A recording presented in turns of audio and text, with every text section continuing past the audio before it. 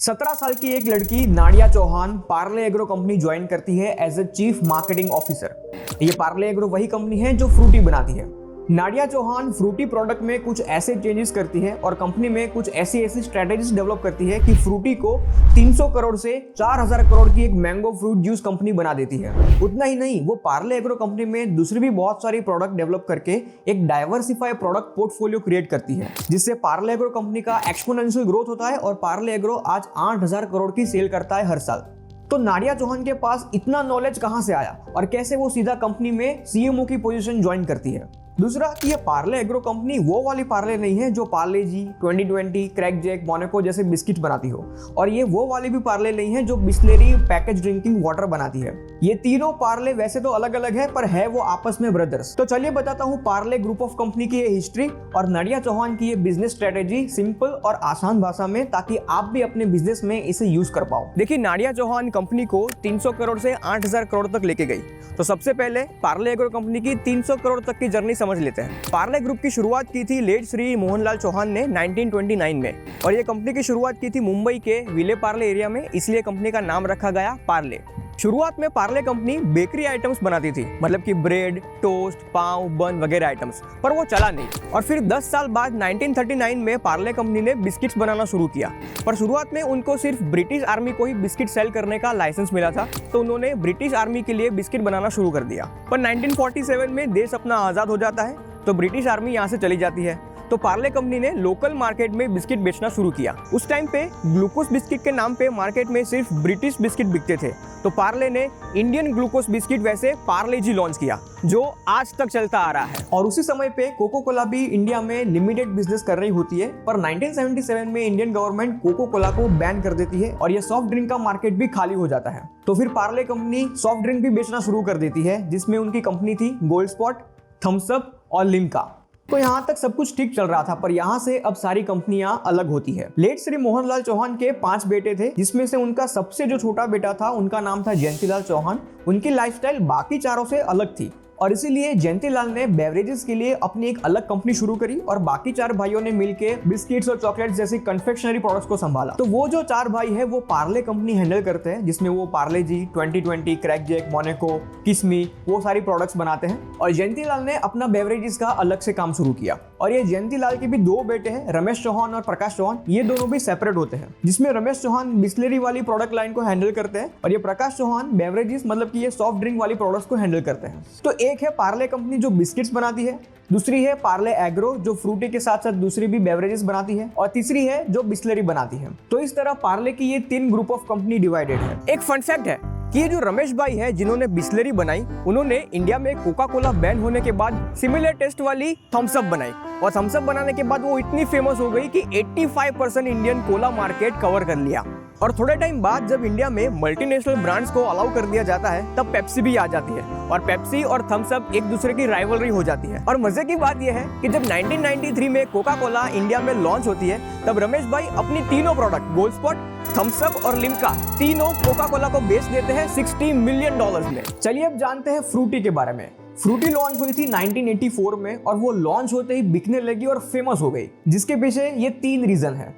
पहला है पैकेजिंग। उस टाइम पे कोल्ड ड्रिंक्स कांच की बोतल्स में आती थी, जो पीने के बाद हमें वो बोतल्स दुकानदार को वापस देनी पड़ती थी, जिसमें बोतल का टूटना या फिर गुम हो जाना, वैसी बहुत सारी दिक्कतें थी।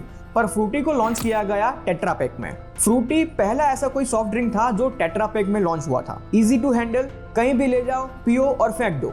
दूसरा रीजन था मैंगो फ्लेवर, क्योंकि इंडिया में लोगों को आम बहुत पसंद है, तो आम के रिलेटेड जो भी चीज आप बनाओगे वो बिक जाएगी, फिर चाहे वो बर्फ का गोला हो, जूस हो या चॉकलेट हो। मैंगो फ्लेवर की कोई भी चीज होगी तो वो इंडिया में तुरंत बिक जाती है। और इसलिए आप देखिए कि चॉकलेट्स में कच्चा मैंगो बहुत फेमस है और पल्स भी बहुत फेमस है। और पल्स के ऊपर तो मैंने एक डिटेल्ड केस स्टडी भी बनाई हुई है, जिसकी लिंक आपको डिस्क्रिप्शन में मिल जाएगी, इसके बाद वो जरूर देखेगा। तो ये मैंगो फ्लेवर एक हिट फ्लेवर है इंडिया में, और इसलिए फ्रूटी मैंगो जूस बनाया गया। फ्रूटी का फेमस होने के पीछे उसका तीसरा रीजन है उसकी मार्केटिंग। फ्रूटी को पहले से ही बच्चों का ड्रिंक वैसे टारगेट किया गया है, और जब बच्चे दुकान में ऐसे ग्रीन डब्बे देखते हैं आम रस के, तो वो लेने की जिद करते हैं और पेरेंट्स उनको दिला भी देते थे, क्योंकि पेरेंट्स को लगता था कि बच्चे दूसरी कोई खराब चीजें खाएं, उससे अच्छा कि वो मैंगो जूस पिए। पर आज हमें पता है कि ये फ्रूटी कोई हेल्दी ड्रिंक नहीं है, इसमें बहुत सारी शुगर आती है, पर उस टाइम पे लोगों को उतनी अवेयरनेस नहीं होती थी। खैर, तो इस तरह फ्रूटी मार्केट में चल पड़ी और धीरे धीरे करते वो 2003 तक 300 करोड़ के रेवेन्यू तक पहुंच गए। एक फन फैक्ट है, आप ये हिप्पो चिप्स जानते हो? ये भी पार्ले एग्रो की प्रोडक्ट थी जो 2009 में लॉन्च हुई थी, पर वो नहीं चली, वो फेल हो गई। और वो फेल होने के पीछे उसका रीजन है उसकी एडवर्टाइजमेंट और ब्रांडिंग। देखिए, हिप्पो चिप्स एक हेल्दी स्नैकिंग ऑप्शन था जिसमें आर्टिफिशियल फ्लेवर्स कम थे, जीरो ट्रांस फैट था और उसमें कोलेस्ट्रॉल भी कम था और इवन वो एयर फ्राइड थी, पर फिर भी वो नहीं चली क्योंकि उसकी एडवर्टाइजमेंट में ये सारे फीचर्स कभी दिखाए ही नहीं और उस टाइम पे लोग उतने अवेयर भी नहीं थे ये सारी चीजों को लेकर और इसलिए ये हिप्पो चिप्स नहीं चली और फेल हो गई। पर आज के टाइम पे अगर वो लॉन्च होती तो वो शायद चल जाती। और अब एंट्री होती है नाडिया चौहान की। 2003 में नाडिया चौहान, जो प्रकाश चौहान की सबसे छोटी बेटी है, वो 17 साल की उम्र में पार्ले एग्रो कंपनी ज्वाइन करती है as a chief marketing officer. अब हमें ऐसा लगेगा कि 17 साल की उम्र में पूरी कंपनी का मार्केटिंग उसके हाथ में दे देना, ऐसा क्यों? क्योंकि नाडिया 11 साल की उम्र से ही पार्ट टाइम अपने फादर के साथ कंपनी में जाती थी और थोड़ी बहुत चीजें वो हैंडल भी करती थी और इसीलिए वो कैपेबल थी 17 साल की उम्र में पूरी कंपनी का मार्केटिंग हैंडल करने के लिए। अब नाडिया चौहान के पास पूरा हैंडलिंग आने के बाद वो कंपनी में बहुत सारी चीजों में मॉडिफिकेशन लाना शुरू करती है। सबसे पहला जो चेंज उन्होंने किया वो है पैकेजिंग। फ्रूटी पहले ग्रीन कलर के टेट्रा पैक में आती थी, पर एक्चुअल में आम होते हैं येलो कलर के, तो उन्होंने ग्रीन कलर को चेंज करके येलो कर दिया, मतलब कि येलो टेट्रा पैक बनाए। और ये येलो मैंगो फ्लेवर इतना फेमस हुआ कि उसके बाद जितनी भी दूसरी कंपनियां आई मैंगो फ्लेवर लेके, वो सब ने येलो पैकेजिंग ही बनाई। दूसरा, उन्होंने एक पेनेट्रेशन प्राइसिंग वाला वेरिएंट निकाला, ₹2.5 का एक ट्रायंगुलर फ्रूटी का पैकेट, क्योंकि इंडिया में सस्ती चीजें बहुत जल्दी बिक जाती है और उस टाइम पे बच्चों के पास उतना परचेजिंग पावर नहीं होता था कि वो खुद जाके दुकान से ₹10 वाला फ्रूटी का डब्बा खरीद पाए। पर बच्चे अपने मम्मी पापा से 1-2 रुपए लेकर और थोड़ा जमा कर ₹2.5 वाला फ्रूटी का पैक खुद जाके खरीद सकते हैं। और ये छोटे ट्रायंगुलर पैक का दूसरा एक फायदा ये था कि अगर वो ठंडे नहीं भी है फिर भी बिक जाते थे। मतलब कि अगर कोई छोटे गांव में या कहीं पर कोई दुकानदार के पास अगर फ्रिज नहीं भी है तो भी वो फ्रूटी के ₹2.5 वाला पैकेट दुकान के बाहर लटका देता था और वो बिक जाता था। और तो और वो सिर्फ ₹2.5 का होने से कभी कभार छुट्टे के बदले में भी चला जाता था। तो ये छोटे पैकेट से कभी कभार कस्टमर 10 वाले पैकेट पर भी आते थे और कभी वो 20 वाली बोतल भी ले जाते थे। तो ये पेनिट्रेशन प्राइसिंग वाले छोटे पैक से फ्रूटी को बहुत सारा फायदा हुआ। और हाँ, Frooti is one of the first brand जिन्होंने कोल्ड ड्रिंक को प्लास्टिक की बोतल में बेचना शुरू किया था। और फ्रूटी ने 20 वाली ये प्लास्टिक की बड़ी बोतल इसलिए लॉन्च की थी क्योंकि उस टाइम पे 2003-04 में लोगों के घर में फ्रिज आना शुरू हो गए थे। तो फिर ये कोल्ड ड्रिंक की बोतल आप घर पे ही रख सकते हो और जब भी आपको मन हुआ या फिर कोई गेस्ट आए तो उसे निकाल के पी सकते हो। नाडिया चौहान ने तीसरा जो चेंज किया वो है ब्रांड की पोजिशनिंग। फ्रूटी को पहले बच्चों का ड्रिंक वैसे मार्केट किया जाता था, पर अगर वो सिर्फ बच्चों के लिए है वैसे ही मार्केट करेंगे तो वो बच्चों के लिए ही सीमित रह जाएंगे। और इसीलिए फ्रूटी की पोजीशनिंग को बच्चों का ड्रिंक से हटाकर सबको टारगेट करना शुरू किया, जिससे उनकी टारगेट मार्केट भी ब्रॉड हुई। और इसके बाद बॉलीवुड सेलिब्रिटीज के साथ प्रमोशन करवाया। पहले जहां फ्रूटी की एड में सिर्फ बच्चे आते थे और अब वहां पर शाहरुख खान, आलिया भट्ट, अल्लू अर्जुन और वरुण धवन जैसी बहुत सारी सेलिब्रिटीज आती है। तो इससे फ्रूटी के बारे में परसेप्शन चेंज होने लगा कि ये यंगस्टर्स का भी ड्रिंक है, ये बड़े लोग भी पीते हैं। मतलब कि फ्रूटी को एक फैमिली ड्रिंक बना दिया। तो ऐसे करते करते फ्रूटी का मार्केट ग्रो होने लगा और वो 500 करोड़, 1000 करोड़, 1500 करोड़ और 2000 करोड़ की सेल्स तक पहुंच गए। पर अब उनको एक प्रॉब्लम नजर आती है कि पार्ले एग्रो का 95% ऑफ रेवेन्यू सिर्फ और सिर्फ फ्रूटी से आता है। तो अगर कुछ प्रॉब्लम होती है या फिर कुछ ऊपर नीचे होता है तो पूरा बिजनेस बैठ जाएगा।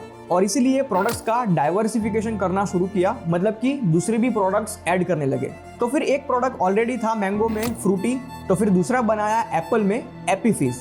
आप एक बात यहाँ पर नोटिस कीजिएगा कि एप्पी फिज की जो बोतल है वो सबसे यूनिक है मार्केट में। ऐसी बोतल में और कोई सॉफ्ट ड्रिंक नहीं आती। तो एक बात तो बहुत क्लियर है कि पार्ले एग्रो कंपनी पैकेजिंग को बहुत अच्छी तरह से समझती है, because they are the first one who come up with the tetra pack. They are the first one who started selling cold drinks in small and unique triangular package. Even they are the first one who started selling cold drinks in plastic bottles and again they are come up with the unique bottle for Appy Fizz. और Apple flavour के market में दूसरा कोई competition भी नहीं था, तो एप्पी फिज भी चल पड़ी मार्केट में। एक फन फैक्ट है कि ये 17 साल की उम्र में नाडिया चौहान ने पूरी कंपनी की मार्केटिंग हैंडल कर ली। उसका मतलब ये नहीं है कि उनके पास सारी नॉलेज आ गई है, उन्होंने भी फेल प्रोडक्ट बनाई है। कैफे क्यूबा करके एक कॉफी कार्बोनेटेड ड्रिंक आता था जो 2013 में लॉन्च हुआ था, पर वो नहीं चला, वो फेल हो गया था। देखिए, मैंने तो कभी ये कैफे क्यूबा ट्राई नहीं किया था, पर लोगों का ये कहना है कि ये कैफे क्यूबा बहुत स्ट्रॉन्ग फ्लेवर था। इवन कॉफी लवर्स भी ये 200 ml का कैन खत्म नहीं कर पा रहे थे और उसकी एडवर्टाइजमेंट भी थोड़ी वीक थी। और आज कैफे क्यूबा डिसकंटिन्यू हो गया है, पर अगर आपने कभी वो ट्राई किया हो तो कमेंट में जरूर बताना। एप्पी फिज के बाद बेली नाम का एक पैकेज ड्रिंकिंग वाटर बनाया, मतलब कि बिस्लेरी का कंपटीशन उतार दिया मार्केट में। इवन बेली का स्पार्कलिंग वाटर भी आता है और आज ये बेली ब्रांड 1000 करोड़ का रेवेन्यू करती है हर साल। उसके बाद मिल्कशेक कैटेगरी में स्मूथ करके एक ड्रिंक चालू किया जो चॉकलेट और स्ट्रॉबेरी मिल्कशेक बनाते हैं। मतलब कि जो पहले पार्ले एग्रो कंपनी का 95% रेवेन्यू सिर्फ फ्रूटी से आता था, आज वो कम होके 48% हो गया और कंपनी का टोटल रेवेन्यू हो गया 8000 करोड़ रुपए, जिसमें 4000 करोड़ की ये फ्रूटी की सेल है, 1000 करोड़ की बैली की सेल है और बाकी 3000 करोड़ में एप्पी फीज और स्मूथ जैसी दूसरी प्रोडक्ट की सेल होती है। एक फन फैक्ट है, देखिए ये कंपनी कभी भी किसी एक इंसान के दम पर नहीं चलती। नाडिया चौहान के साथ उनकी 2 बड़ी बहनें भी हैं और एक बड़ा भाई भी है जो डिस्ट्रीब्यूशन और प्रोडक्ट डेवलपमेंट जैसी चीजें हैंडल करते हैं। फ्रूटी के पास उनके खुद के इन हाउस 800 जितने सेल्स पर्सन हैं जो आगे 7500 चैनल पार्टनर्स को फ्रूटी सप्लाई करते हैं और वो आगे जाके भारत में 2 मिलियन जितने स्टोर्स में फ्रूटी अवेलेबल करवाते हैं। और पार्ले एग्रो के पास 84 अलग अलग मैन्युफैक्चरिंग फैसिलिटीज भी है। सिंपली अगर मैं आपको कंक्लूड करके बताऊं तो फ्रूटी ने पूरे तन मन धन से अपना एक्सपेंशन किया।